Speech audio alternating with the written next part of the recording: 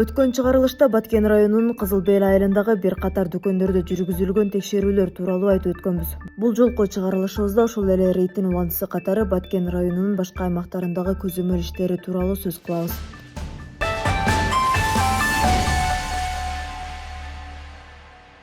Баткен районунда тамак аш коопсуздугун камсыз кылуу максатында көзөмөл күчөтүлдү. Аймактагы калктын саламаттыгын коргоо жана сапатсыз азык-түлүктүн алдын алуу багытында тиешелүү кызматтар тарабынан түшүндүрүү иштери жүргүзүлүүдө. Учурда санитардык эпидемиологиялык көзөмөл борборунун адистери район аймагындагы бир катар айылдарды кыдырып, коомдук тамактануучу жайларды, дүкөндөрдү жана азык-түлүк сактоочу объектилерди текшерип жатышат. Тактап айтканда, Бужум, Карабак жана Кызыл Бел айылдарында жүргүзүлгөн рейдтин алкагында азык-түлүктөрдүн сакталуу шарттары, жарактуулук мөөнөтү жана санитардык талаптардын аткарылышы көзөмөлгө алынууда. Ресторандарга, дүкөндөргө бардыгы тамак аштан улануунун алдын алуу максатында түшүндүрүү рейд иштерин жүргүзүп жатабыз да. Ошонун негизинде силерге милдеттендирме беребиз. Ошо сунуштарды аткарасыздар. Өз убагында аткарып коесуздар. Бир топ формаларды кийесиздер. Ашканаңыздын абалы кандай учурда? Нелерди пиширасыздар? Самса менен шашлык. Самса шашлык. Ашканаңызды өз коесузбу? Ошону иштеди, пишиптир. Сыртта пышабы? Шашлыгыңыздар, Ашкана эми кеш кошулат, эми ачылды.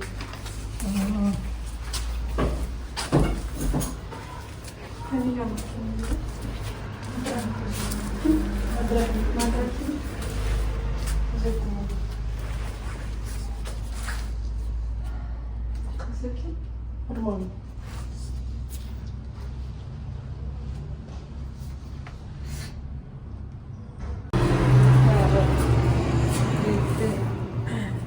Баягы сизге келген азык-түлүктөрдүн коопсуздугун тастыктаган документтерин алынган сөзсүз эттердики жана башка азык-түлүктөрдүн анын түсүнүгүнө, сапатына көзөмөлдү жүргүзүп, анан үй шартында даярдалган башка сырттан келген нерселерди албаңыз, Анан свежий тамактарды тартуулаңыз. Свежий бүгүнкү тамагыңыз бүгүнкү кетсин, эртең уже калбасын да. Формаларды кийип, тамак аштан улануунун алдын алып, чыкып, таза кылып иштеңиздер. Элдин арасында отравление, тамак аштан улануу катталбаш керек да, максат. Азыр биз бардык район аймагында жайгашкан коомдук тамактануучу жайларына мониторинг, түшүндүрүү иштерин жүргүзүп жаткан учурубуз азыркы учурда. Ошо талап тазалыкты сактап, таза иштеп, ушу мөөнөт өткөн нерселерди бербейле жакшы иштешиңиздер керек. Бул формаласыздар, анан мына жердеги сунуштарды толук менен аткарасыздар, макулбу? Мына жерде полный силерге жазып койгонбуз, эмнелерди аткарышыңыздарды. Ушуну аткаруу менен ишти алып жүрөсүздөр, макулбу? Телефон номериңизди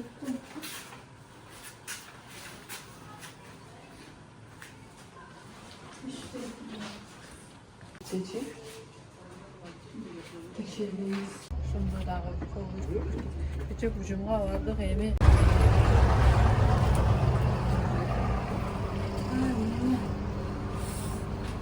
сноста пена кылып кайра токтоп калды го, ошол.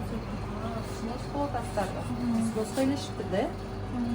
Саламатсызбы? Биз Баткен борборунун кызматкерлери. Мачита рахат, санитардык дарыгер жардамчысы Гүлбарчы. Мына коомдук тамактануучу жайларда, дүкөндөрдө эмне коюп коюңуз? Бир аз угуп коюңуздар биздин сөзүбүздү. Анан тизип Шуну интернетке чыгарасыздарбы? Эми ушундай түшүндүрүү иштерин жүргүзүп жатабыз да эже. Тамактануучу жана дүкөндөрдө тамак аштан улануунун алдын алуу максатындачы. Ошого сизге азыр бир топ санитардык милдеттендирме берип кетебиз. Ошолорду аткарасыздар. Эл арасында тамак аштан уланууну токтотосуздар. Сизге келген азык-түлүктөрдүн баардыгынын коопсуздугун тастыктаган документин кошо алып, мөөнөтү бар азык-түлүктөрдү кабыл алып сатыңыздар, Мөөнөтү көргөзүлгөн, документи бар, өңүнө, түсүнө, жытына, сапатынан да көңүл буруп алып, анан элге сатыңыздар деген максатта сиздерге түшүндүрүү иштерин жүргүзүп жатабыз азыркы учурдачы. Özünde işteyiz mi? Yok, men bu yerda ishleychiman da. Hozirgasi ishlab. İşteci olsanız sizde formanız yok mu? Men bir kun etkim kedele chaqiradi-da. Туған олып келді, значит, анандай эмелер келет го сизге продукталарчы. Ошонун суругу баарларды сатыңыздар. Мөөнөтү өткөн азыктарга өзүнчө бир жай уюштуруп коюңуздар, базаракчы, чтобы анан мындай полкада сатыкта турбасын. Товарды соседство деп коет. Товарды коңшулар эрежелерин сактаңыздар. Канцелярский товарды, моющий средстволарды, тамактана турган жайна эмелерди сондай сактаңыздар. Familiyasi kim deydi? Мына кандай салат эже? Salat salat. Качан келди ол салат? Kecha keldi. Кече келди. Мыналар качан келди? Ой, бар kecha kelgan. Маналарды сатууга өзү тыюу салынат экен. Документи жок. Бул эмне, каяктан, белгисиз эле нерселер да. Мына сабыз салаттан отравление болуп, мынадан. Манаңыздан ботулизм катталса, манаңыздан. Не болот билесизби? Адам мана ботулизм болуп ооругандан кийин вакцинаны албаса өлүмгө алып барат эже. Отравление болуп манаңызды жесе, иммунитети слабый адам болсо, ал козголуп больницага жеткичекти иммунитетин жоготуп уже реанимацияга түшсө ал дагы жаман натыйжага алып барат эже, өлүмгө алып барат. Ошон үчүн мынандай бат бузулуучу тамак аштарды бир күндө түгөтүш керек. Муну сиздерге магазинде сатууга биз тыюу салабыз. Биз сиздерге эскертебиз биринчи. Анан катуу эме кылбасаңыздар, эгер ошондой арыздануучу бизге түшсө, мыйзам чегинде жооп берип каласыздар эже. Мынандайды сатпаңыздар лучше. Тыйынды тыйынга кошомун деп элдин ден соолугу менен ойнобойлу дегеним да. Элди дагы ден соолукка чакырып кетемин, өзүңүздөрдү дагы ден соолугуңуздарга, коопсуздукка чакырып кетемин эже, сиздердичи. Элдин эмесини, коопсуздугуну өзүңүздүн мойнуңузга алып сатып аткан адам болосуз да, мына жерде ошондой болуп эсептелинесиз. Элге ошон үчүн мыналарды жоготуп дейди. Hozir hozirgasiga aytib kelmoqchiman. Азыр каякта өзү? Ishkatda da. Кайсы ичкетте? Чакырдыңбы? Бар экен го хазиркасы. Сиз көзөмөлдү катуу жүргүзөсүз эже. Көзөмөлдү каттык жүргүзүп, мына жердеги товардык чоңшу эрежелерди, товардын мөөнөттөрүнү, үй шартында даярдалган нерселерди жокко чыгарып, сиздер нагы дүкөндө иштеп жатканда уже элдин ден соолугу менен роль ойноп атасыздар да, ошонун элдин ден соолугуна пайда келтирүүчү жана зыян келтирүүчү нерселерди сатасыздар. Ошондой болгондугуна байланыштуу, мындай үй шартында даярдалган салаттарды, бат бузулуучу азык-түлүктөрдү сатпаганга чакырабыз биз сиздердичи.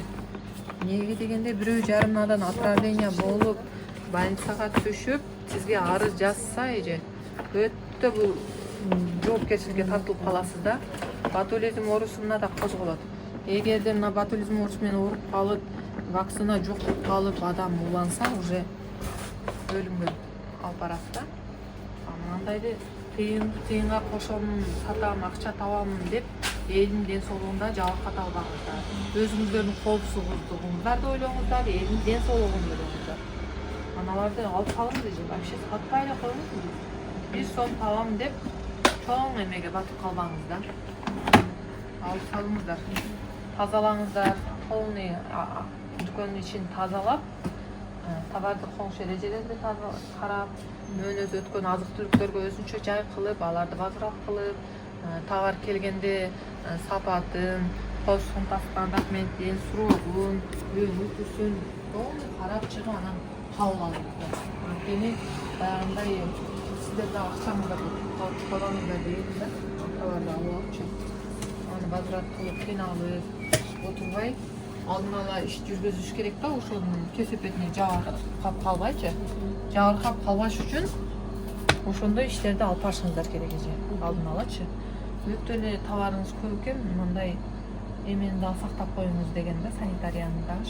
Үй шартында мындай даярдалып келинген нерселерди вообще албаңыздар эже. Бұл жүзден чапты айран сүт. Ayran süt, özümüzün sütümüz Масырат болып emeğimiz қалса, адамдар emdelgen bir, келбесе ұмытпайлы алып тұрып, ортаға emdelgen bir, emdelgen емес пе, бұл азыр ветеринария болғандай süt деме, ayranдарга да документ береді же.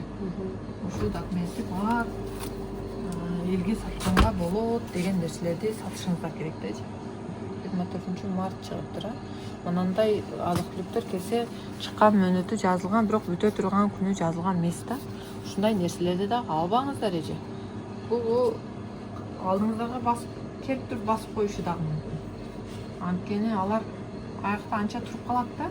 Ошол цехтадычы туруп калып, агар сиздерге алып келгенде уже көгөрү баштайын дегенде алып келип сиздерге мына түптүрсүп коет, анан акчаңыздарга күйүп отуруп каласыздар.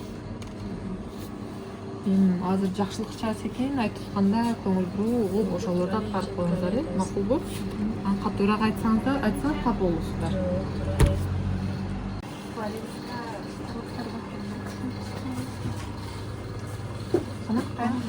Üst полкада. Бияқта. Ай. Курутты же бияқ карап коюңуз эже. Ороза ичи болду да эже алып коёбуз. Орозо ичиолу, башка ичиолу эже. Мана курутту бир жылы бир үй бүлө кырылып калган эже куруттун аркасынан. Мундагы технологиялык санитардык эрежелерди сактоо менен даярдалганбы? Кандай адам кандай шартта даярдалган билбейсиздер такыр. Эгерде бирөө жарым ошентип эме өтүп калса эже уголовный кодекс вообще сатууга мүмкүн эмес эже мынандай нерселердичи. Коомчулукта сатканга мүмкүн эмес да элгечи. Мындай нерселердичи вообще алып саласыздар эже. Бир сыйра генеральный кылып жыйнайсыз, срокторун карайсыз, тазаланасыз, үй шартындагыларды полный чыгарып саласыз. Генеральный кылып жыйнайсыз. Азыр бул сизге эле эмес, бүт район аймагында баардык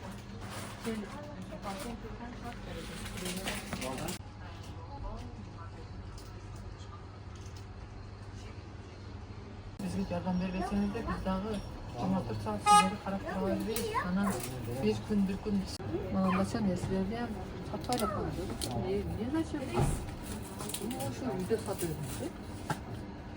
Өзүнүн үйдө кылып жашап дейсиң. Тастаган коопсуздук. Эми документ менен сатып.